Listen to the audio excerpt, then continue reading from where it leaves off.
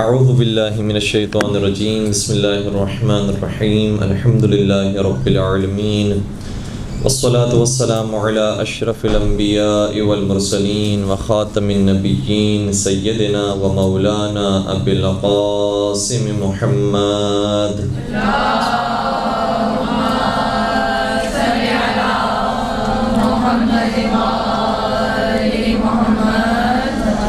وعلى أهل بيته الطيبين الطاهرين المعصومين المظلومين الذين أذهب الله عنهم الرجس وطهرهم تطهيرا.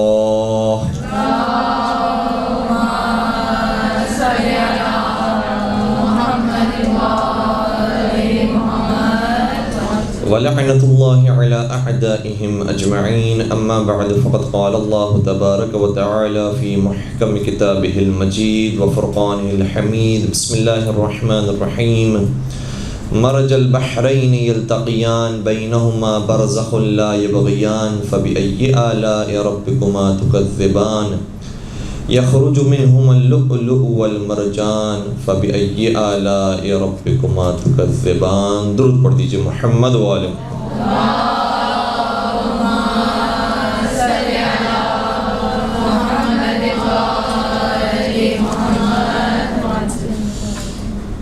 سرکار حضرت امام حسن مجتبیٰ علیہ السلام کی ولادت و سعادت کی تاریخ ہے.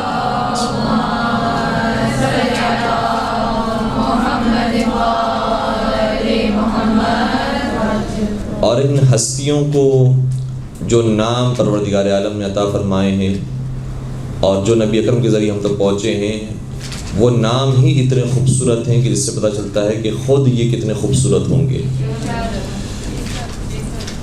دنیا والوں کے نام رکھنے میں اور ان کے نام ہونے میں بہت فرق ہے. دنیا میں بہت سارے افراد ایسے ہوں گے کہ جن کے نام کریم ہوں لیکن حقیقت میں وہ بخیل ہوں گے. بہت سے ایسے لوگ ہیں کہ جو علی نام رکھتے ہوں لیکن پست ہوں. یا اسی طریقے سے بہت سے لوگ ہوں کہ جن کا نام عالم ہو لیکن حقیقت میں وہ اہل علم نہ ہو. اگر ہو سکتا ہے تو اس کی آواز پلیز ٹھیک کروا لیجیے گا. بار بار آواز منقطع ہو رہی ہے, ہمارے لیے بھی پڑھنا مشکل ہو رہا ہے, شاید آپ کے لیے سمجھنا بھی مشکل ہو رہا ہوگا.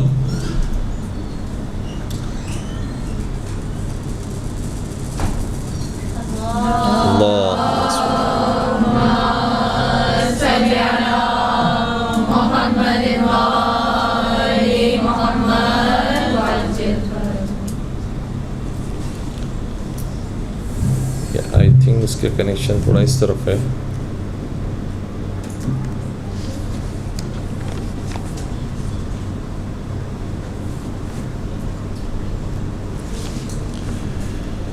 چلیں اب دیکھتے ہیں انشاءاللہ اگر بات ہو سکی تو بات کرتے ہیں.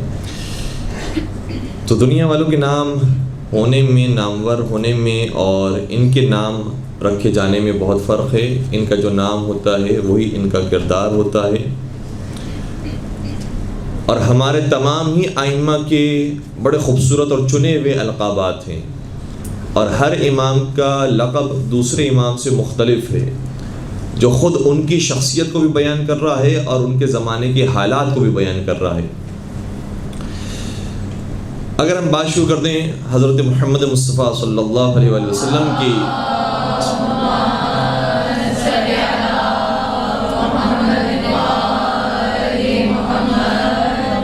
ایک کونیت سے کہ جو مشہور و معروف کونیت ہے. عام طور پر خطبہ حضرات جب خطبہ پڑھتے ہیں تو اس میں ہمیشہ اس نام کے ساتھ اور اس کونیت کے ساتھ اختتام کرتے ہیں کہ ابی القاسم محمد.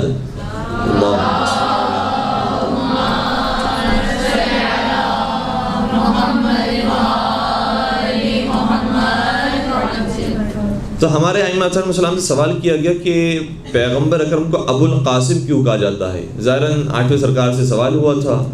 امام نے جواب دیا کہ چونکہ ان کے ایک بیٹے کا نام قاسم تھا اس لیے انہیں ابو القاسم کہا جاتا ہے, یعنی قاسم کے باپ, قاسم کے والد, اس لیے ابو القاسم انہیں کہا جاتا ہے کیونکہ ان کے بیٹے قاسم تھے. جو سوال کرنے والا تھا وہ ذرا ہوشیار اور سمجھدار اور ذہین شخص تھا. کہنے لگا کہ اگر اے امام آپ مجھے مزید کا اہل سمجھتے ہیں تو مزید عطا فرمائیے. تو امام نے فرمایا کہ یہاں ایک اور وجہ بھی ہے، اور وہ اس کی حقیقی وجہ ہے. یعنی آپ دیکھیں تو نبی اکرم کی اور بھی اولاد ہیں.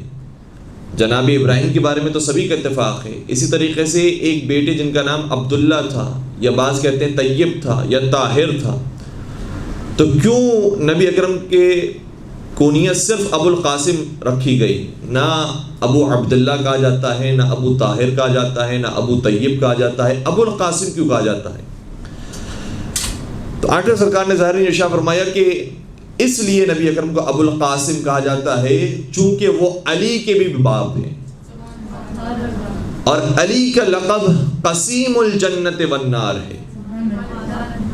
تو چونکہ وہ جنت اور جہنم کے تقسیم کرنے والے ہیں، اور جو تقسیم کرنے والا ہوتا ہے اسے قاسم کہتے ہیں، اور چونکہ نبی علی کے بھی احتراماً باپ شمار ہوتے ہیں، اس لیے انہیں ابو القاسم کہا جاتا ہے.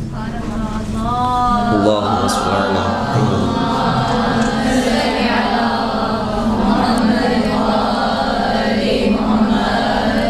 تو اس کنیت کے اندر بھی لاجک موجود ہے، اس کنیت کے اندر بھی ایک وجہ موجود ہے، ریزن موجود ہے.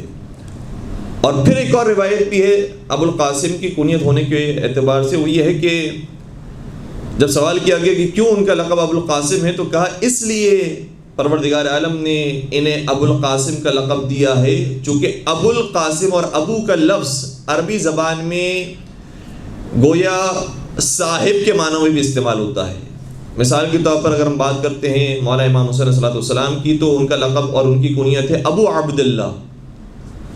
تو ابو عبداللہ کا مطلب ایک تو یہ ہے کہ وہ عبداللہ کے بابا ہیں، عبداللہ کے والد ہیں، اور ملتا ہے روایات کے اندر کہ حضرت علی اصغر کا ایک نام عبداللہ بھی تھا، تو اس لیے انہیں ابو عبداللہ کہا جاتا ہے. لیکن ایک اور وجہ بھی ہے سرکار کے ابو عبداللہ ہونے کی، اس لیے کہ وہ صاحب عبد ہیں اور صاحب بندگی ہیں.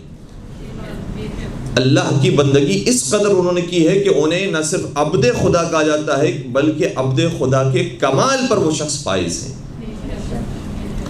اسی طریقے سے ابو القاسم کہنے کی ایک وجہ یہ بھی روایت میں بیان کی گئی ہے کہ نبی اکرم جب معراج پر تشریف لے گئے اور پروردگار عالم نے انہیں ابو القاسم کہہ کر مخاطب کیا، تو نبی اکرم کی تو جرت نہیں تھی، اور نبی اکرم یہ مجال نہیں رکھتے تھے کہ خدا سے کہیں کہ تم نے مجھے ابو القاسم کیوں کہا. لیکن خدا کی طرف سے آواز آئی، گویا خدا یہ جان گیا، اور ظاہر سی بات ہے کہ پروردگار ہر ایک کے دلوں سے واقف ہے، کہا کہ اے محمد ہم نے تمہیں ابو القاسم اس لیے بنایا ہے کیونکہ تمہارے ذریعے ہماری رحمت تقسیم ہوگی. اللہم صل علی محمد.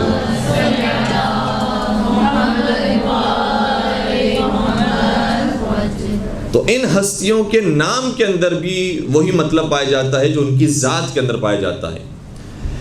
اب آئیے اس روایت کی طرف جو ہمارے یہاں بڑی مشہور ہے، اور بعض علماء نے، یا کہنا چاہیے علماء اہل سنت نے زیادہ اس کی طرف فوکس کیا ہے، اور ہماری بعض کتابوں کے اندر پائی بھی جاتی ہے، لیکن ہم نے شاید پہلے بھی یہ بات عرض کی تھی اور اب دوبارہ سے دہرا رہے ہیں کہ امام حسن مجتبیٰ علیہ السلام اس اعتبار سے بھی مظلوم ہیں. نہ صرف یہ کہ ان کا ذکر کم کیا جاتا ہے، ان کی سیرت کم بیان ہوتی ہے، بلکہ اس اعتبار سے بھی مظلوم ہے کہ ان کے بارے میں جھوٹی روایتیں بھی بہت گڑھی گئی.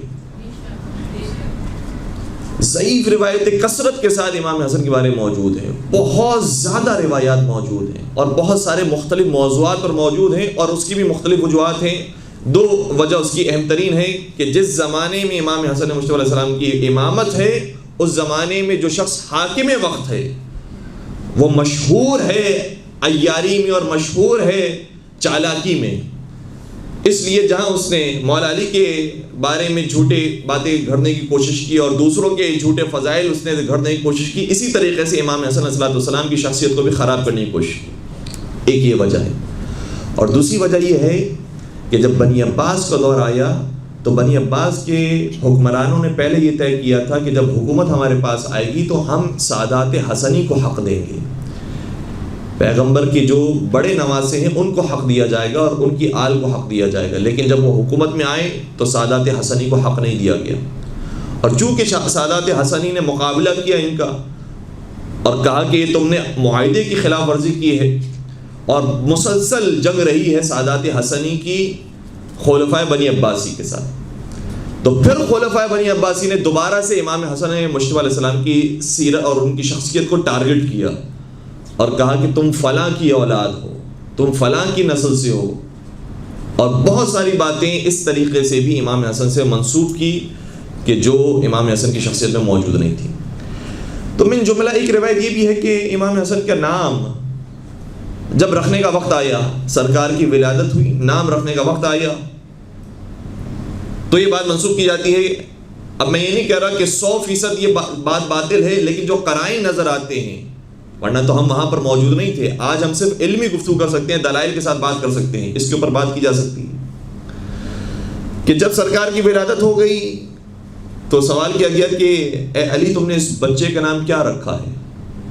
تو میرے مولا نے عرض کیا رسول اللہ سے کہ یا رسول اللہ میں نے اس بچے کا نام حرب رکھا ہے۔ حرب، حرب کا کیا مطلب ہوتا ہے؟ جنگ۔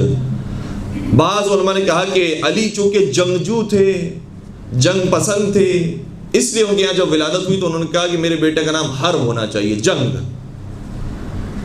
صحیح ہے، یہ کوئی عام اگر پہلوان ہو اور کوئی عام اس طرح کا شخص ہو کہ جو جنگ پسند ہو تو ہو سکتا ہے کہ وہ اپنے بچے کا نام اس طرح سے رکھے۔ اچھا، مزید پھر روایت آگے بڑھتی ہے، جب پہلے بیٹے کی ولادت ہوئی سوال کیا کہ اے علی تم نے اس بیٹے کا نام کیا رکھا؟ کہا کہ حرب۔ پیغمبر نے فرمایا نہیں، حرب نام نہیں رکھو، حسن نام رکھو۔ دوسرے بیٹے کی ولادت ہوئی، پھر رسول اللہ نے سوال کیا اے علی تم نے اس دوسرے بیٹے کا نام کیا رکھا ہے؟ کہا کہ حرب۔ پیغمبر نے فرمایا نہیں، اس کا نام حرب نہیں، حسین رکھو۔ تو آپ محسوس کر رہے ہیں کتنا کانٹرڈکشن پایا جا رہا ہے مولا علی کے نظریات میں اور نبی اکرم کے نظریات میں، جبکہ علی کون ہے؟ انا مدینۃ العلم وعلی بابها۔ علی کون ہے؟ علی منی کنفسی روحک من روحی وطینتک من طینتی۔ اے علی تم میری مجھ سے ہو، جس طرح میرا اپنا نفس ہوتا ہے، تمہاری روح میری روح سے ہے، تمہاری طینت میری طینت سے ہے۔ اور یہ تو احادیث ہیں، اگر ہم خود آیات کی طرف آ جائیں تو آئے مباہلہ میں باقاعدہ علی کو نفس رسول کہا گیا ہے۔ اور حضرت علی وہ ہیں کہ صحیح ہے اپنے مقام پر وہ کافروں کے سامنے بہت زیادہ سخت ہے، کیونکہ قرآن نے حکم دیا ہے محمد رسول اللہ والذین آمنوا اشداء علی الکفار رحماء بینہم، کہ محمد مصطفیٰ اللہ کے رسول ہیں اور جو ان کے ساتھ ان کے اصحاب ہیں، اور حقیقت میں جو سب سے بڑے صحابی ہیں اور سب سے قریبی دوست ہیں وہ حضرت علی ہیں، جن کی شان میں آیت نازل ہو رہی ہے کہ ان کی شان یہ ہوتی ہے کہ وہ کافروں پر شدید اور سخت ہوتے ہیں اور اپنوں کے درمیان رحیم اور مہربان ہوتے ہیں۔ تو حضرت علی صحیح کافروں پر سخت تھے، لیکن جب یتیموں کو دیکھ لیں تو علی سے زیادہ درد دل رکھنے والا اور کوئی نہیں تھا۔ نماز میں دیکھ لیں تو علی سے زیادہ پروردگار کے سامنے کانپنے والا اور کوئی نہیں تھا۔ اسی لیے علی مرتضیٰ کو عین اللہ بھی کہا جاتا ہے، لسان اللہ بھی کہا جاتا ہے، اذن اللہ بھی کہا جاتا ہے، ید اللہ بھی کہا جاتا ہے، اور ایک انداز سے نفس اللہ بھی کہا جاتا ہے کہ پروردگار کی مرضی خریدنے کے بعد گویا نفس سے خدا کے منزل پر آ گئے کہ جس نے علی کو راضی کر لیا گویا خدا کو راضی کر لیا۔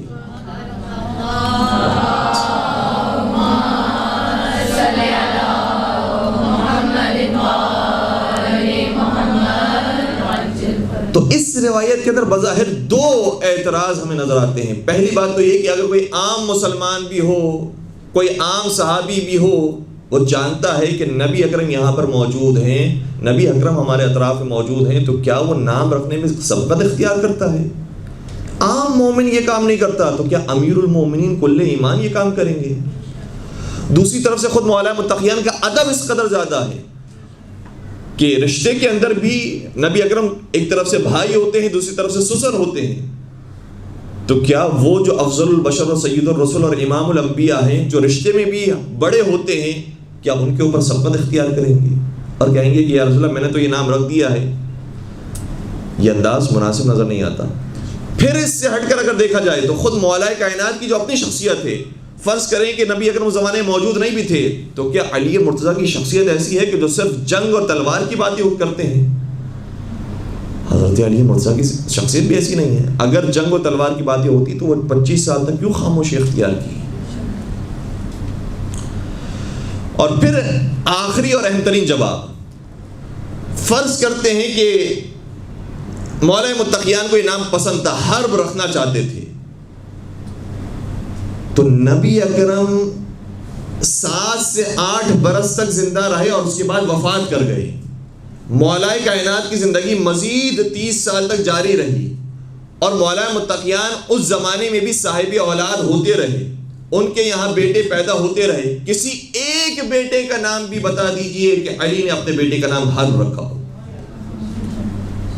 اگر واقعاً حرب نام اتنا پسند ہے تو چلیں, اس وقت تو محدود تھا کہ نبی اکرم موجود ہیں اس لیے ان کے سامنے کچھ اور بات نہیں کی جا سکتی. لیکن جب نبی اکرم چلے گئے اور اولادیں ہوتی رہیں اور کثرت کے ساتھ بیٹے ہوتے رہے, حضرت عباس کی ولادت ہوئی, جناب محمد حنفیہ کی ولادت ہوئی, لیکن کسی کا نام بھی میرے مولا نے حرب نہیں رکھا.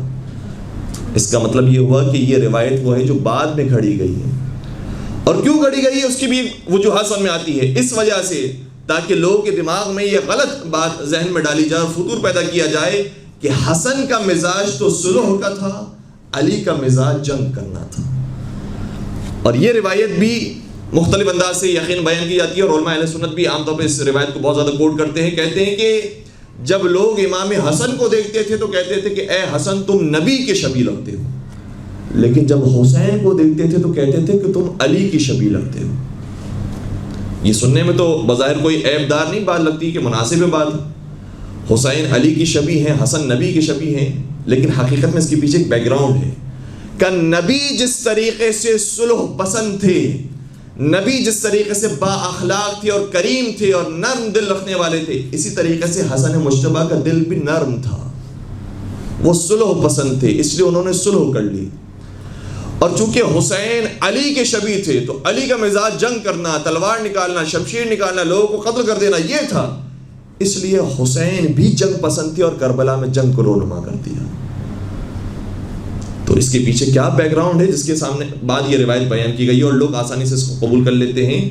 حقیقت میں نہ حسن نبی کی طرح ہیں نہ حسین علی کی طرح ہیں, حسن اور حسین نبی کی طرح بھی ہیں اور علی کی طرح بھی ہیں.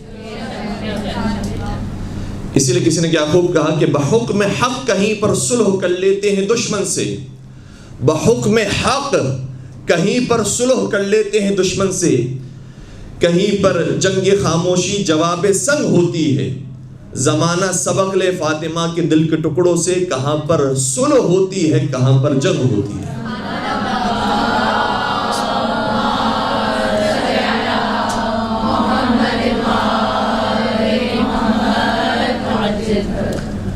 اب ہم بات کرتے ہیں مولا کی ولادت پر, اور کیا خوبصورت ولادت ہے کہ خود اس کا ذکر قرآن کریم کر رہا ہے. اور قرآن کریم کے مفاہیم اور قرآن کریم کے چونکہ معنی بہت زیادہ متعدد ہوتے ہیں تو جو آیت ابھی بیان کی جا رہی ہے اس کی بھی متعدد معنی ہے. سورہ رحمان کی آیت ارشاد ہوتا ہے مرج البحرین یلتقیان بینہما برزخ لا یبغیان فبأي آلاء ربكما تكذبان يخرج منهما اللؤلؤ والمرجان فبأي آلاء ربكما تكذبان. پہلے تو ہم خود اس لفظ کو سمجھتے ہیں, یہ کیوں کہا جا رہا ہے فبأي آلاء ربكما تكذبان. ترجمہ بہت جلدی میں کر دیا جاتا ہے اور یہ کر دیا جاتا ہے کہ تم خدا کی کون کون سی نعمتوں کو جھٹلاؤ گے, لیکن یہ اس کا صحیح ترجمہ نہیں ہے. اگر لفظی ترجمہ کیا جائے جو قرآن نے کہا ہے وہ کیا ہے, فَبِأَيِّ آلَاءِ رَبِّكُمَا تُكَذِّبَانَ, تم دونوں اللہ کی کس کس نعمت کو جھٹلاؤ گے. تم دونوں, یہ دو کون ہیں؟ بعض مفسرین نے اس کا یوں ترجمہ کیا ہے اے گروہ جن اور اے گروہ انس, تم دونوں کون کون سی اللہ کی نعمتوں کو جھٹلاؤ گے. لیکن ہمارے آپ کے چھٹے سرکار حضرت امام جعفر صادق علیہ السلام شاہ فرماتے ہیں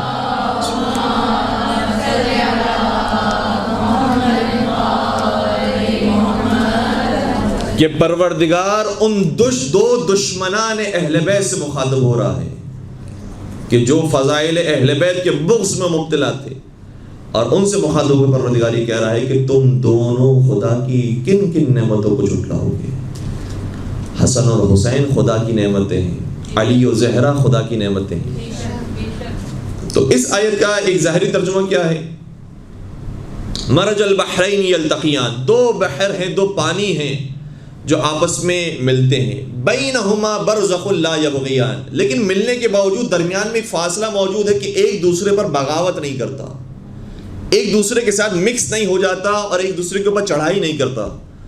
اگر اس کا ایک ظاہری مفہوم دیکھا جائے تو ہاں دنیا کے اندر ہیں دو پانی ایسے ہیں، ایک کھارا پانی ہے، ایک میٹھا پانی ہے، ایک سمندر ہے، ایک دریا ہے، یہ دونوں آپس میں مل بھی رہے ہیں لیکن آپس میں درمیان میں فاصلہ بھی موجود ہے۔ اور آپ نے یقیناً اس کی کلپس دیکھی ہوں گی، ویڈیوز دیکھی ہوں گی، اور نہیں دیکھی ہیں تو یہ آسانی سے انٹرنیٹ پر اویلیبل ہے، باقاعدہ دکھائی دیتا ہے۔ ایک کھارا پانی ہے، ایک میٹھا پانی ہے، دونوں مل بھی رہے ہیں لیکن جدائی ہے۔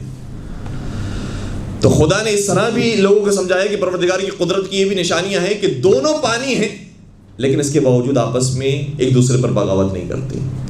لیکن اس کا ایک اور مفہوم بھی ہے جو چھٹے سرکار حضرت امام جعفر صادق علیہ السلام نے بیان فرمایا۔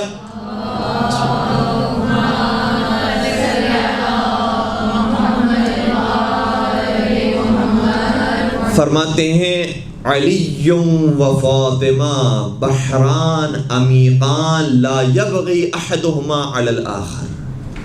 جو دو سمندر جس کی بات قرآن کر رہا ہے وہ حقیقت میں علی مرتضیٰ کے علم کا اور حضرت زہرا کے علم اور تقوی کا سمندر ہے۔ یہ دو سمندر ہیں جو آپس میں ملتے بھی ہیں لیکن ایک دوسرے پر بغاوت نہیں کرتے، اور درمیان میں جو چیز شخصیت موجود ہے، بعض روایت میں ملتا ہے کہ برزخ سے مراد خود نبی اکرم کی ذات گرامی ہے، کہ دونوں ایک دوسرے پر بغاوت نہیں کرتے اور تجاوز اختیار نہیں کرتے، دونوں اپنی اپنی حدود کے اندر ہیں اور دونوں عمیق سمندر ہیں۔ اور دیکھیں سمندر کی شان کیا ہوتی ہے کہ اوپر سے تو لگتا ہی ہے کہ بہت وسیع و عریض ہے، لیکن کوئی جانتا نہیں ہے کہ مزید کتنا یہ عمیق اور گہرا ہے۔ ایک علی مرتضیٰ کا جلوہ وہ ہے کہ جو دنیا والوں نے دیکھا ہے کہ 60 برس کی زندگی گزار لی، اس طرح سے زندگی گزاری، یہ ہے علی مرتضیٰ کی شخصیت، یہ ان کا ظاہر ہے، ان کا ظاہر ہی بہت وسیع و عریض ہے، لیکن جو ان کے باطن تک پہنچنا چاہتا ہے تو وہ مزید اور عمیق اور گہرا ہے، اس تک انسانی عقل نہیں پہنچ سکتی۔ اور پھر آگے بیان فرمایا یخرج منہما اللؤلؤ والمرجان، اور جو چیز پھر اس سمندر سے نکلتی ہے یا وہ لؤلؤ ہے یا وہ مرجان ہے۔ چھٹے سرکار بیان کرتے ہیں کہ جو چیز اس سمندر سے نکلی ہے وہ امام حسن علیہ السلام اور امام حسین علیہ السلام ہے۔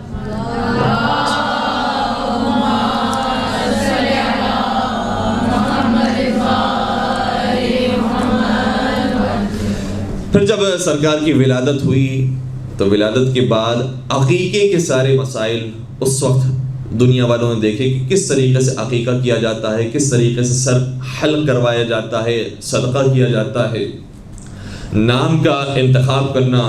اور حقیقی جو روایت بعض کتابوں میں موجود ہے وہ اس انداز سے ہے کہ جب نبی اکرم سوال کیا کہ اے علی تم نے اس بیٹے کا نام کیا رکھا، کہا کہ میں نبی پر سبقت اختیار نہیں کر سکتا، آپ فرمائیے کہ آپ اس کے لیے کون سا نام انتخاب کرتے ہیں۔ تو نبی نے شاہ فرمایا میں خدا پر سبقت اختیار نہیں کر سکتا، خدا اس کے لیے نام منتخب کرے گا۔ اور جبریل امین نازل ہوئے، کہا کہ اس بچے کا نام آپ حسن رکھیے۔ اور کیوں نام حسن رکھیں؟ کہا اس لیے کیونکہ علی کو وہی نسبت ہے آپ سے کہ جو ہارون کو موسیٰ سے تھی، اور حضرت ہارون کے جو دو فرزند تھے، ایک کا نام شبر اور دوسرے کا نام شبیر تھا، اور بعض روایتوں کے مطابق اگر اعراب کو مختلف انداز سے پڑھا جائے تو شبر اور شبیر تھا۔ تو جس طریقے سے جناب ہارون کے دو بیٹے تھے اور ایک کا نام شبر اور شبیر تھا، اسی طریقے سے آپ کے بھی دو بیٹے ہوں گے، آپ شبر کے نام پر اپنے بیٹے کا نام حسن اور شبیر کے نام پر اپنے دوسرے بیٹے کا نام حسین رکھیے گا۔ اس لیے مولا حسین کو شبیر بھی کہا جاتا ہے یا شبیر بھی کہا جاتا ہے۔ اور اس طرح سے جب ولادت ہوئی اور نام گزاری ہو گئی، پھر یہ واقعہ بھی پیش آیا کہ جو اسماء بنت امیس تھی، انہوں نے زرد رنگ کی چادر میں امام حسن کو لپیٹا، پیغمبر کی خدمت میں لے کر آئیں، تو پیغمبر نے فرمایا کہ نہیں، بیٹے کے لیے مناسب، اولاد کے لیے مناسب نہیں ہوتا کہ جو نومولود ہو اس کو زرد رنگ کے کپڑے میں لپیٹا جائے، بلکہ سفید رنگ کے کپڑے میں لپیٹنا چاہیے۔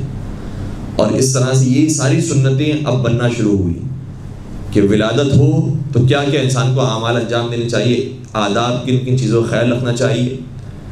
پھر اس کے بعد نبی اکرم نے فرمایا 7ویں دن سر کے بال منڈوائے جائیں اور اس بال کے وزن کے مطابق صدقہ رائے خدا میں خرچ کیا جائے، عقیقہ کروایا جائے۔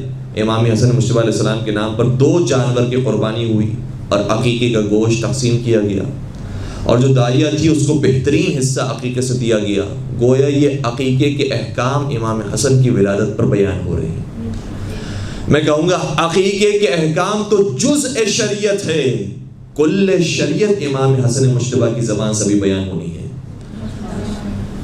اور امام حسن کے ہم جتنے بھی فضائل سنتے ہیں وہ یہی بچپنے کے فضائل ہیں، اور انسانی عقلیں حیران رہ جاتی ہیں.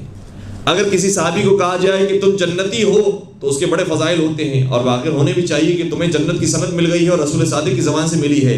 لیکن جان لیجئے کہ امام حسن مجتبیٰ علیہ السلام کو، امام حسین علیہ السلام کو جنت کی بشارت نہیں مل رہی، جنت کی سرداری کی بشارت مل رہی. اور یہ بتایا ہے کہ اسی بچپنے میں ہم تمہیں بتاتے ہیں کہ تمہاری عاقبت کیسے ہونے والی ہے، تمہارا اختتام کیسے ہونے والا ہے، اور یہ بھی بتاتے ہیں کہ اس اختتام کے بعد تم محشر میں کس حالت میں لائے جاؤ گے. دنیا والے نہیں جانتے ہیں کہ ہماری عاقبت بھی بخیر ہوگی یا نہیں ہوگی، لیکن نبی اکرم بیان کر کے جا رہے ہیں کہ حسن مجتبیٰ حسین سید الشہداء یہ وہ ہیں کہ جن کی عاقبت بھی بخیر ہے، اور یہ میدان محشر میں سید و سردار بنا کر لائے جائیں گے. مجھے یہ جملہ کیوں کہنا پڑا؟ ظاہر سی بات ہے کہ آپ سب جانتے ہیں، سمجھدار ہیں، لیکن یہ مجھے کہنا اس لیے پڑا کیونکہ بعض لوگوں نے اس نام پر کتابیں لکھی ہیں نعوذ باللہ. اور حکومت وقت کو ذرا توجہ کرنی چاہیے کہ کیا کوئی یہ مسلمان ہوتے ہوئے جرأت کر سکتا ہے کہ اس نام سے کتاب لکھی ہے باغی. اب میری جرأت نہیں ہو رہی کہ جملہ ادا کروں. باغی حسین کہہ کر عنوان دے کر یہ کتابیں لکھی گئی. رسول صادق نے جنت کی بشارت نہیں دی ہے، انہیں جنتیوں کے سردار ہونے کی بشارت دی ہے. اور جنت کی سرداری کردار اور ایمان پر ملتی ہے، رشتہ داری کی بنیاد پر نہیں ملتی. اگر رشتہ داری کی بنیاد پر ملنی ہوتی تو حضرت نوح علیہ السلام کی زوجہ کو بھی رشتہ داری کی بنیاد پر جنت مل جاتی ہے، حضرت لوط علیہ السلام کی زوجہ کو بھی رشتہ داری کی بنیاد پر جنت مل جاتی ہے. لیکن خدا کے نزدیک رشتہ داریاں کام نہیں آتی ہیں، ایمان اور عمل صالح کام آتا ہے. امام حسن ہو یا امام حسین علیہ السلام ہو، یہ جنتی نہیں، جنتیوں کے سردار ہیں. لہٰذا انسان کو عقل کے ناخن لینے چاہیے کہ ان ہستیوں کے بارے میں اس طرح کے الفاظ استعمال نہ کیے جائیں اور اس طرح کے نام سے کتابیں نہ لکھی جائیں. کسی نے کیا خوب کہا کہ حسن کو دیکھ کر مہر نبی پہ کہتے تھے لوگ، حسن کو دیکھ کر مہر نبی پہ کہتے تھے لوگ، حضور اپنا ہی بچپن اٹھائے پھرتے ہیں. اللہم صلی علی محمد.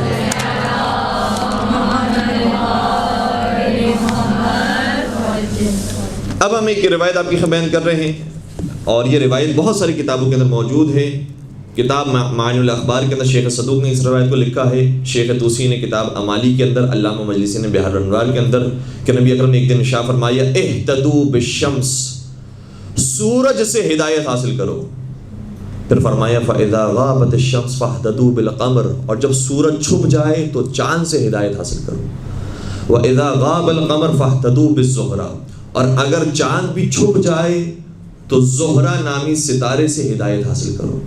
فَإِذَا غَابَتِ الزُّهْرَةُ، اور وہ ستارہ بھی چھپ جائے تو ہدایت حاصل کرو فرقدین سے، دو اور خوبصورت اور چمکدار ستاروں سے. سب حیران ہو گئے کہ وہ رسول کے جو اب تک ہمیں آفتاب پرستی سے روکتا رہا، سورج پرستی سے، چاند پرستی سے روکتا رہا، ستارہ پرستی سے روکتا رہا، آج خود یہ کہہ رہے ہیں کہ چاند سے ہدایت حاصل کرو، سورج سے ہدایت حاصل کرو، ستاروں سے ہدایت حاصل کرو. اس کا مقصد کیا ہے؟ تو کسی نے کہا قیل یا رسول اللہ، اے اللہ کے رسول یہ بتائیے من الشمس، سورج، سورج سے مراد کون ہے؟ فرمایا قال انا، میں سورج ہوں. جس طرح سورج پوری دنیا کو روشنی دیتا ہے، اسی طریقے سے مجھ سے پوری دنیا ہدایت پا رہی. پھر سوال کیا کہ ہاں سورج اگر آپ ہیں تو بتائیے، اگر آپ چلے گئے اور آپ غائب ہو گئے تو پھر چاند آئے گا، چاند سے مراد کون ہے؟ سنیے گا کہ چاند کسے نبی نے کہا ہے. فرمایا قال علی بن ابی طالب، ابو طالب کا بیٹا علی چاند ہے. اللہ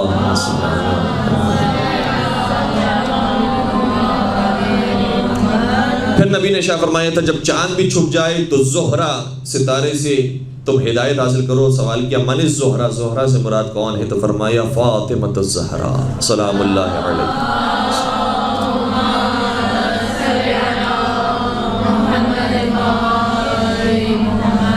اور جب وہ ستارہ بھی چھپ جائے تو پھر مزید 2 اور ستارے ہیں کہ جن سے تم ہدایت حاصل کر سکتے ہو. فرمائے الفرقدان سے مراد کون ہیں؟ تو نبی اکرم نے شاہ فرمایا ہم الحسنان، یہ حسن اور حسین وہ ہیں جو 2 ستارے ہیں جو تمہاری ہدایت کریں گے. تو گویا نبی اکرم نے بیان کر دیا کہ یہ ہستیاں وہ ہیں جو ہدایت دینے والی ہیں، تم وہ ہو جو ہدایت لینے والے ہو. خبردار کوئی ایسا وقت نہ آ جائے کہ جو ہدایت لینے والے ہیں وہ ہدایت دینے کی کوشش کریں، اور جو ہدایت دینے والے ہیں انہیں اتنا مجبور کر دیا جائے کہ وہ ہدایت دے نہ سکیں. سرکار امام حسن مجتبیٰ علیہ السلام کے علم پر چونکہ ذرا کم گفتگو کی جاتی ہے، تو ایک روایت بڑی خوبصورت ہے جو حاکم شام کے زمانے میں پیش آئی کہ حاکم شام سے ظاہراً جب صلح ہو گئی تو ایک مقام سے حاکم شام اور مولا امام حسن گزر رہے تھے.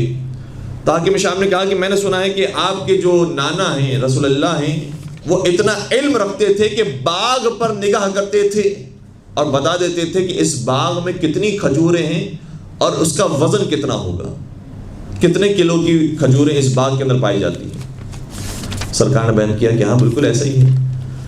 بلکہ ایک اور جملہ ارشاد فرمایا جس کی وجہ سے حاکم شام کے تعجب میں بہت اضافہ ہوا. کہا کہ وہ میرے نانا رسول خدا تھے کہ جو باغ کے اندر موجود کھجوروں کے وزن کو بیان کیا کرتے تھے، لیکن میں باغ میں موجود کھجوروں کی تعداد بھی جانتا ہوں.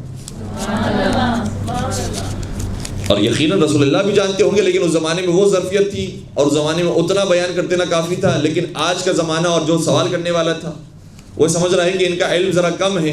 کہا کہ نہیں، رسول اللہ کا علم تھا ہی، لیکن ہمارا علم بھی کم نہیں ہے.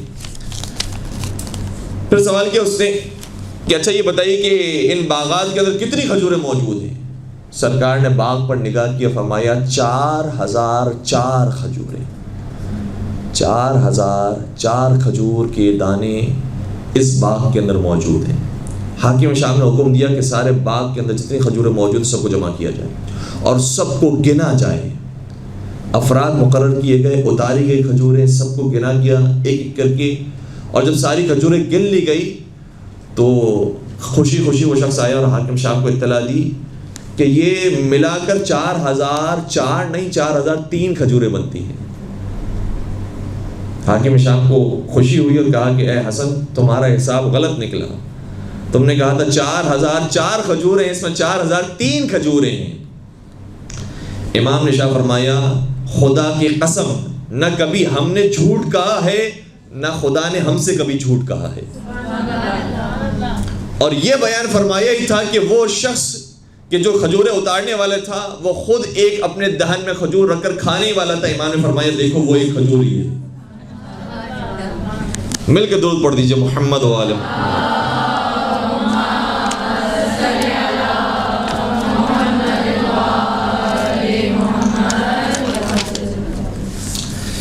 پھر سرکار نے علم کے جوہر مختلف مقامات پر دکھائے، ساتھ ساتھ عبادات کے میدان میں بھی سرکار کا کوئی مقابلہ کوئی ثانی نہیں ہے. بلکہ چھٹے امام جعفر صادق علیہ السلام شاہ فرماتے ہیں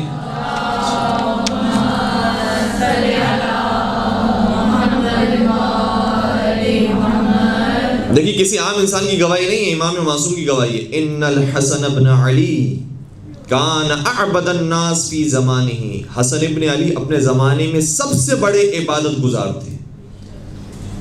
وازہدہم وافضلہم، اور اپنے زمانے کے سب سے بڑے زاہد تھے اور سب سے افضل انسان تھے. کیسی عبادتیں تھیں؟ روایت کا جملہ یہ ہے کہ جب سرکار مسجد میں داخل ہونا چاہتے تھے، پہلے تو وضو کی کیفیت ایسی تھی کہ وضو کرتے ہوئے گریہ فرماتے تھے، لیکن جب مسجد کے دروازے قریب پہنچتے تھے تو باقاعدہ راشہ طاری ہو جاتا تھا اور لرزتے رزتے بیت اللہ میں داخل ہوتے تھے، خانہ خدا میں داخل ہوتے تھے، مسجد میں داخل ہوتے تھے. اور کسی نے سوال کر لیا کہ اے حسن آپ اتنا گھبرا رہے ہیں، آپ تو جنتیوں کے سردار ہیں، آپ کو کس بات کا خوف ہے؟ تو اس وقت گویا سکھانے کے لیے جملہ شاہ فرماتے تھے کہ الہی ضیفک ببابک، پروردگار تیرا مہمان تیرے دروازے پر آ گیا ہے. یا محسن قد اتاک المسیء، اے احسان کرنے والے ایک مسیء اور گنہگار تیرے پاس آ گیا. فتجاوز عن قبیح ما عندی بجمیل ما عندک یا کریم. تو اے پروردگار میرے پاس جو قبیح چیزیں ہیں اس کو اپنے پاس جو جمیل چیز ہے اس سے رد و بدل فرما اے کریم پروردگار. اور یہ جو جملے ہیں مولا کے، یہی جملے ہمیں بیان کیے گئے ہیں کہ مستحب ہے کہ انسان جب مسجد میں داخل ہو تو اسی طریقے سے جملے ادا کیا کرے کہ پروردگار تیرا مہمان تیرے دروازے پر آ گیا ہے، اے احسان کرنے والے، ایک گنہگار تیرے دروازے پر آیا ہے، تیری طرف آیا ہے اور اپنے ساتھ قبیح اعمال کو لے کر آیا ہے، لیکن اسے معلوم ہے کہ تیرے پاس جمیل چیزیں موجود ہیں، تیرے پاس خیر موجود ہے، ان جمیل چیزوں کو میرے اس قبیح عمل سے بدل دے اے کریم پروردگار.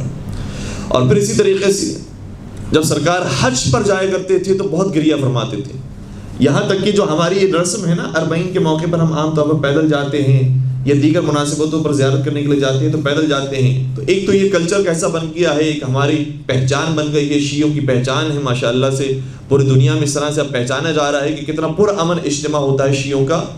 تو اس کے اندر جہاں بہت ساری دیگر وجوہات ہیں، ایک وجہ یہ ہے کہ خود امام حسن جب حج اور عمرے کے لیے جایا کرتے تھے تو پیدل جایا کرتے تھے، پا پیادہ جایا کرتے تھے. اور عجیب بات یہ ہے کہ ان کے ساتھ سواری بھی ہوتی تھی، اپنے ساتھ مرکب رکھتے تھے لیکن اس کے اوپر سوار نہیں ہوتے تھے، پیدل چلتے تھے. تو کسی نے سوال کیا اور بہرحال اعتراض ذہن میں آتا ہے کہ جب آپ کے پاس ایک چیز موجود ہے تو اسے استعمال کیوں نہیں کرتے؟ فرماتے ہیں کہ جس عظیم ہستی کی بارگاہ میں جا رہا ہوں میں جرت نہیں کر سکتا کہ اس کے سامنے سوار ہو کر جاؤں. یہی ہماری بھی کیفیت ہے کہ جس عظیم ہستی کی ہم زیارت کرنے کے لیے جا رہے ہوتے ہیں جرت نہیں کرتے کہ ہم سوار ہو کر اس کی بارگاہ میں حاضر ہوں. یہ ادب کا تقاضا ہے، کوئی واجب نہیں ہے، لیکن ادب کا تقاضا ہے کہ اس طرح سفر کیا جائے. اور سرکار جب حج پر جاتے تھے کتنے حج انجام دیے؟ نبی اکرم کے بارے میں تو ہے کہ ایک حج نبی اکرم نے کیا، لیکن امام حسن مجتبی علیہ السلام نے 25 حج کیے تھے. اور جن میں سے ایک روایت کا جملہ یہ ہے، اچھا بعض روایتوں میں 20 حج کا ذکر بھی ہے، بعض میں 25 کا ذکر ہے، لیکن جو حج انہوں نے پا پیادہ کیے تھے اس کے بارے میں ہے کہ امام حسن نے 20 حج پا پیادہ کیے تھے، پا پیادہ کیے تھے. اور جاتے بھی پیدل تھے، تشریف لاتے تھے تب بھی پیدل تشریف لاتے تھے. بہت سو نے اعتراض کیا اور مختلف انداز سے اعتراض کیا، بڑے بڑے صحابہ نے، تابعین نے اعتراض کیا کہ اے حسن آپ جو یہ پیدل جاتے ہیں اس کی وجہ سے ہم سوار نہیں ہو پاتے. لوگ کہتے ہیں کہ جب نواز رسول اس طرح سے جا رہا ہے حج کرنے کے لیے تو تم کیا ان سے افضل ہو جو تم سوار ہو کر جاتے ہو، اس لیے آپ کی وجہ سے ہمیں بھی پیدل ہونا پڑتا ہے. تو امام فرماتے تھے کہ نہیں، تمہارے لیے ذمہ داری نہیں ہے، تم اگر سوار کے ساتھ سفر کرنا چاہو تو تم سفر کر سکتے ہو. گویا فرق ہو گیا. کچھ لوگ ایسے ہیں جو مجبوراً بعض اعمال انجام دے رہے ہوتے ہیں اور کچھ ہستیاں ایسی ہوتی ہیں جو پورے اختیار کے ساتھ ادب و آداب کا خیال رکھیں. پھر سرکار جب حج کر کے واپس آتے تب بھی پیدل ہی واپس آ رہے ہوتے، پا پیادہ ہی واپس آ رہے ہوتے. اچھا یہ کیوں سواری رکھتے تھے؟ اس بارے میں بھی علماء نے بحث کی ہے کہ اگر پیدل ہی جانا تھا تو بہتر ہوتی کہ اپنے مرکب کو اپنے وطن میں چھوڑ کر جاتے اور ویسے ہی پا پیادہ چلے جاتے. پھر علماء نے اس کی وجوہات بیان کی، شاید یہ وجہ ہو، شاید یہ وجہ ہو، شاید وہ وجہ ہو. فرمائے کہ پہلی وجہ ہو سکتا ہے یہی ہو کہ امام حسن جب سفر میں جائیں تو ظاہری اعتبار سے دیکھا جائے تو نہیں معلوم انسان کو کب اس کی حالت خراب ہو جائے، کب طبیعت بگڑ جائے، بیمار ہو جائے، مریض ہو جائے اور حج نہ کر سکے اگر اس کے پاس مرکب نہ ہو. اس لیے امام احتیاطاً اپنے ساتھ سواری رکھتے تھے کہ اگر خدا نہ خاصہ ضرورت پیش آئی تو پھر سوار ہو کر حج پر چلے جائیں گے. ایک وجہ یہ. دوسری وجہ یہ بیان کی کہ اگر فرض کریں امام اپنے ساتھ سواری رکھتے ہی نہیں تو دنیا والے کہتے کہ چونکہ حسن کے پاس سواری نہیں ہے اس لیے پیدل جا رہے ہیں. اگر سواری ہوتی تو سوار ہو کر جاتے، تو امام اپنے ساتھ لے کر جاتے سواری، دیکھو ہمارے پاس سواری ہے اس کے باوجود ہم پیدل جا رہے ہیں. یہ دوسری وجہ بیان کی. تیسری وجہ ہے، تیسری وجہ یہ ہے کہ امام اپنے ساتھ مرکب اپنی خاطر نہیں رکھتے تھے بلکہ راستے میں چلنے والے مسافروں کی خاطر رکھتے تھے کہ مجھے ضرورت پیش آئے یا نہ آئے، لیکن راستے میں اگر راہ چلتا ہو کوئی راہگیر مل گیا، کوئی مسافر مل گیا اور وہ پریشان حال ہوا تو اس کو یہ مرکب دے دیا جائے گا تاکہ وہ اس پر سوار ہو جائے. تو اپنے ساتھ مرکب رکھتے تھے اور اس طرح سے جایا کرتے تھے اور واپس آتے تھے. جب واپس آ رہے ہوتے تھے تو کبھی کبھار یہ واقعہ پیش آیا جس میں سے ایک واقعہ بڑا متاثر کن ہے وہ یہ ہے کہ امام کے پیروں میں ورم آ گئے ہیں۔ ظاہر سی بات ہے کہ آج تو ہم کچھ قدم چلتے ہیں تو ہمارے پیروں میں ورم آ جاتے ہیں، پیر پیپ سے بھر جاتے ہیں۔ سرکار اتنا طولانی سفر طے کرتے تھے اور واپس آتے تھے تو پیر بہت زیادہ متورم ہو گئے۔ امام نے شاہ فرمایا کہ تم پریشان نہ ہو، کچھ ہی فاصلے پر ایک منزل آنے والی ہے جہاں پر پڑاؤ ڈالا جاتا تھا پرانے زمانے میں، وہاں پر ایک سیاہ رنگ کا شخص نظر آئے گا، یعنی گویا حبشی کوئی شخص ہوگا، اس کے پاس روغن موجود ہے، اس کو کہنا کہ وہ روغن مجھے دے دے، اور تم اسے جب قیمت دو گے اس کی تو اس سے بحث نہ کرنا، یہ نہ کہنا کہ ذرا کم کر دو، اور جو ہے وہ امام کے لیے لے کر جایا جا رہا ہے اس لیے تھوڑی سی اس کے اندر گنجائش نکال دو، کہ جو وہ کہے اتنے اسے پیسے دے دینا۔ امام نے اصحاب نے فرمایا کہ یہاں پر تو کوئی شخص معلوم نہیں ہوتا، دیکھتے ہیں کہ آگے کون ملتا ہے۔ دیکھا تو کچھ ہی فاصلے کے بعد ایک منزل پر ایک سیاہ فام شخص انتظار کر رہا تھا۔ امام نے فرمایا جاؤ اس کے پاس جاؤ۔ اس کے پاس گئے، پیسے دیے اس کی خدمت میں، کہا کہ امام حسن نے تمہارے تیل میں سے اور تمہارے روغن میں سے کچھ تیل مانگا ہے۔ عرض کرنے لگا کہ کیا امام حسن موجود ہے یہاں پر؟ نواسہ رسول موجود ہے؟ خود دوڑتا امام حسن کی خدمت میں آیا اور کہا کہ فرزند رسول، نہ صرف یہ کہ میں آپ کی خدمت میں حاضر ہوں بلکہ آپ کو جس روغن کی ضرورت ہے میں آپ کو تحفتاً آپ کی خدمت پیش کر رہا ہوں، اور امام کو ہدیۃ دے دیا۔ پھر عرض کرنے لگا کہ فرزند رسول لیکن ایک میری درخواست ہے کہ میرے یہاں بیٹے کی اولاد کی ولادت ہونے والی ہے، آپ اس کے لیے دعا کیجئے کہ ماں بھی خیریت سے ہو اور بیٹا بھی صحیح و سالم ہو۔ تو امام نے اس کے لیے دعا فرمائی اور فرمایا کہ جب تم واپس لوٹو گے اپنے شہر اور اپنے وطن جہاں پر تمہارے بیٹی کی ولادت ہونے والی ہے تو اس کی ولادت تم سے پہلے ہو چکی ہوگی اور وہ صحیح و سالم ہوگا۔ کچھ ہی دیر کے بعد وہ وہاں پہنچا اور پھر دوبارہ سے امام کی خدمت میں بھی آیا اور امام کو آ کر کہا کہ فرزند رسول آپ نے جو کہا تھا وہ سچ ثابت ہوا، جیسے ہی آپ نے یہ میرے لیے دعا کی تھی ماں کو بھی کوئی تکلیف نہیں ہوئی اور میرے اولاد کو بھی تو کوئی تکلیف نہیں، اولاد بھی صحیح و سالم رہی اور ماں بھی صحیح و سالم رہی آپ کی دعاؤں کی وجہ سے۔ اور پھر امام نے جس روغن کو استعمال کیا وہ روغن بھی اتنا مفید تھا کہ کچھ ہی دیر کے بعد امام کو بھی اس سے شفا مل گئی۔ لیکن گویا امام یہ بتانا چاہ رہے تھے کہ اگر دینے والے کا اخلاص ہو تو پھر لینے والے کو جلدی اثر ملتا ہے اور اس سے شفا مل جاتی ہے۔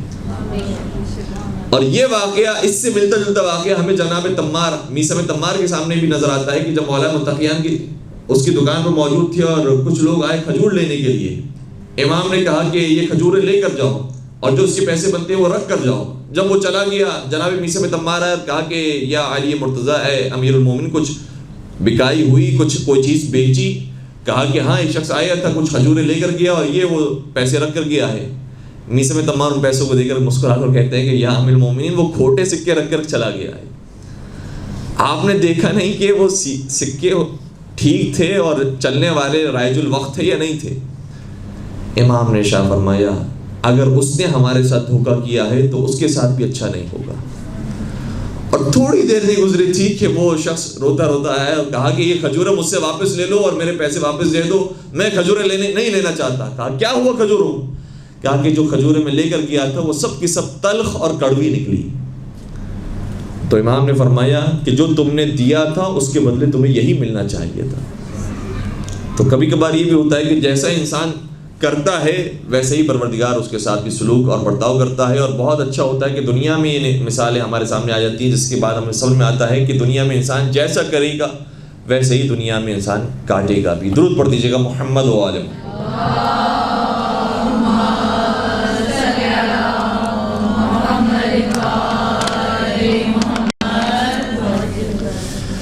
ایک اور روایت کو بس بیان کر کے زحمت کو تمام کرتے ہیں، ورنہ سرکار کے بارے میں باتیں بہت زیادہ ہیں اور خوبصورت جو ہے وہ ان کی سیرت ہے۔ ایک بات یہ ہے کہ یہ بھی تصور ہے کہ امام شاید خطبہ دینے میں اتنی جرت نہیں رکھتے تھے کہ جو جرت اور شجاعت امام حسین میں موجود تھی۔ گفتگو کرنے میں ذرا نرم تھے اور سہل انگیزی سے کام لیتے تھے۔ تو باقاعدہ جب صلح ہو چکی امام حسن اور حاکم شام کی تو عمر ابن عاص نے کہا کہ اے حاکم شام بہتر ہے کہ تم حسن کو بھی موقع دو اور کہو کہ وہ بھی خطبہ بیان کریں، چونکہ ہمیں یہ لگتا ہے کہ وہ صحیح طریقے سے خطبہ ادا نہیں کر سکیں گے، اور اگر انہوں نے ادا نہیں کیا تو لوگ واقعا ہماری تعریف کریں گے اور پتہ چل جائے گا کہ حق بنتا ہے کہ ہمیں ہی حکومت ملنی چاہیے تھی۔ حاکم شام کو یہ مشورہ بڑا پسند آیا اور کہا کہ اے حسن مجتبیٰ، ماشاءاللہ آپ بہت بڑے خطیب ہیں، آپ کے خاندان میں علم اور فضل موجود ہے، تو میں چاہتا ہوں کہ آپ ممبر پر تشریف لائیں اور آپ خطابت فرمائیں۔ امام کو موقع ملا تو امام اسی طریقے سے ممبر پر آئے جس طریقے سے مولا سید سجاد دربار یزید میں آئے تھے، اور جس طرح سے مولا سید سجاد نے بتایا تھا کہ میرے بابا کون ہے اور میرے چچا کون ہیں، اسی طریقے سے امام حسن نے بھی بیان کیا کہ میرے بابا کون ہے اور میرے نانا کون ہے، اور جب ممبر پر تشریف لائے تو اس انداز سے خطاب کیا۔ اس کے کچھ جملے میں آپ کے بیان کر رہا ہوں۔ بیان فرمانے لگے کہ ایھا الناس من عرفنی فقد عرفنی، یہی انداز مولا سید سجاد کا بھی تھا۔ اے لوگوں، جو مجھے جانتے ہیں وہ مجھے جانتے ہیں، ومن لم یعرفنی فانا الحسن بن علی، اور جو مجھے نہیں جانتے تو پہچان لیں کہ میں علی کا بیٹا حسن ہوں۔ بلدی مکہ و منا، میرا شہر مکہ ہے اور منا ہے، وانا ابن المروہ والصفا، اور میں صفا اور مروہ کا بھی بیٹا ہوں، گویا میں ابراہیم اور اسماعیل کا بیٹا ہوں۔ وانا ابن النبی المصطفیٰ، اور میں محمد مصطفیٰ کا بیٹا ہوں۔ اور خود نبی اکرم بھی فرمایا کرتے تھے کہ یہ میرے بیٹا ہے، یہ علی کا بیٹا نہیں، میرا بیٹا ہے۔ اور باقاعدہ جملہ یہ ہے کہ ہر نبی کو بیٹا نصیب ہوا تو انہی کے صلب سے ہوا، لیکن مجھے جو اولاد نصیب ہوئی وہ صلب علی بن ابی طالب سے نصیب ہوئی۔ اور پھر قرآن کی آیت یہ کہہ رہی ہے کہ مباہلہ کے میدان میں اپنے بیٹوں کو لے کر آؤ، تو نبی کے بیٹے بن کر چلے ہیں تو علی کے بیٹے ہی حسن و حسین چلے ہیں۔ فرمایا انا ابن النبی المصطفیٰ، میں نبی مصطفیٰ کا بیٹا ہوں۔ انا ابن من علی الجبال والجبال الرواسی، بڑے بڑے پہاڑ جس کے سامنے جھک جاتے ہیں میں اس کا بیٹا ہوں۔ وَأَنَا ابن من کسا محاسن وجہ الحیا، اور میں اس کا بھی بیٹا ہوں جس کے چہرے کی خوبصورتی کو حیا چھپا لیتی ہے۔ انا ابن فاطمہ الزہرا سیدۃ النساء، میں خواتین کی سردار فاطمہ زہرا کا بیٹا ہوں۔ اللہم صلی علی محمد۔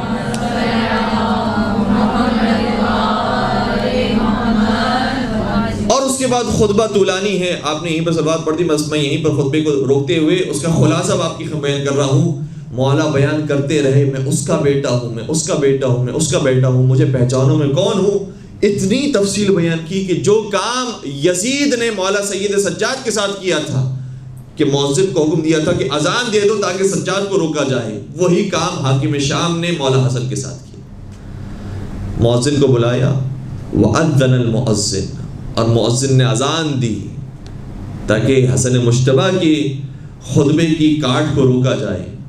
لیکن جب جس انداز سے دیکھیں مولا سید سجاد کے ہم خطبے کو سنتے ہیں، لیکن شاید مولا سید سجاد نے جس سے خطبہ سیکھا ہے وہ حسن مجتبیٰ ہے۔ جیسے ہی مؤذن بھی اس جملے پر پہنچا اشہد ان محمد رسول اللہ، تو حسن مجتبیٰ نے روک کر کہا اے حاکم شام بتا، یہ محمد جس کی تیرا مؤذن گواہی دے رہا ہے وہ تیرے نانا تھے یا میرے نانا؟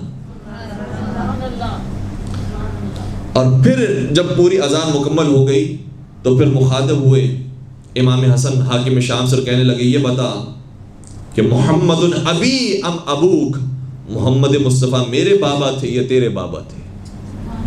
اور پھر ایک ایک کر کے سوالات کیے، خانہ کعبہ کے متعلق، قرآن سے متعلق مختلف انداز سے سوالات کرتے رہے۔ اور سوالات کرنے کے بعد جب حاکم شام خاموش رہا تو پھر سنیے گا کہ امام حسن نے کیا کام کیا کہ جو مولا سید سجاد کے خطبے میں نظر نہیں آتا۔ امام نے پھر ارشاد فرمایا کہ جو شخص ان کے جوابات نہ دے یا ان جوابات کو چھپائے اور ہمارے فضائل کا انکار کرے یا ہمارے بارے میں جھوٹ منسوب کرے، اس پر بھی لعنت، ایسی بات نقل کرنے والے پر بھی لعنت، ایسی باتوں کو سننے والوں پر بھی لعنت۔ تو پوری محفل نے مل کر کہا آمین آمین۔ اور نہ صرف یہ کہ اس محفل کے افراد نے کہا بلکہ پھر حتیٰ علماء اہل سنت نے بھی جب اس خطبے کو نقل کیا ہے تو جس نے بھی نقل کیا ہے اس نے کہا ہم بھی اپنا آمین اس میں شامل کرتے ہیں۔ اور ہر مؤلف نے آگے لکھا ہے آمین آمین آمین۔ تو جو امام حسن مجتبی علیہ السلام کے فضائل کا انکار کرے یا ان کے بارے میں کوئی جھوٹ منسوخ کرے تو بولنے والے پر بھی لعنت ہو اور سننے والوں پر بھی لعنت ہو۔ مل کے درود پڑھ دیجیے گا محمد والے۔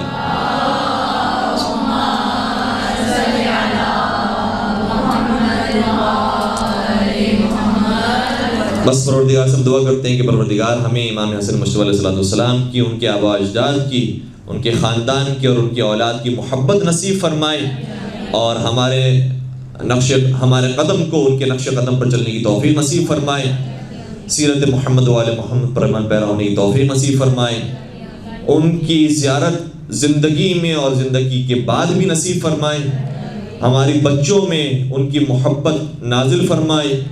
پروردگارہ امام حسن مجتبی کا مزار مسمار ہے، ان کی والدہ کا مزار اور ان کی اولاد کا مزار مسمار ہے۔ پروردگارہ ان مقدس مزارات کی تعمیر نو کے اسباب جلد از جلد پیدا فرما۔ پروردگارہ ان مقدس مقامات کی زیارتیں ہم سب کو نصیب فرما۔ پروردگارہ امام حسن مجتبی کا دسترخوان مشہور ہے، پروردگارہ اس دسترخوان کی برکت اور اس کے صدقے میں بے روزگار مومنین کو رزق حلال نصیب فرما، جو رزق حلال کما ان کے رزق برکت و وسعت و کثرت نصیب فرما۔ صاحبان اولاد کو اپنی اولاد کی اچھی تربیت کرنے کی توفیق نصیب فرما، بے اولاد مومنین کو اولاد صالحہ نصیب فرما۔ پروردگارہ تمام شیعان حیدر کرار کی جان مال عزت و آبرو کی حفاظت فرما، اور تمام مظالم سے انتقام کے لیے اپنی آخری حجت امام عصر والزمان کے ظہور میں تعجیل فرما۔ ہمیں ان کے عاشقین، محبین، سچے چاہنے والے اور ماننے والوں کو شمار فرما۔ ربنا تقبل منا انك انت السميع العليم وتب علينا انك انت التواب الرحيم برحمتك يا ارحم الراحمين۔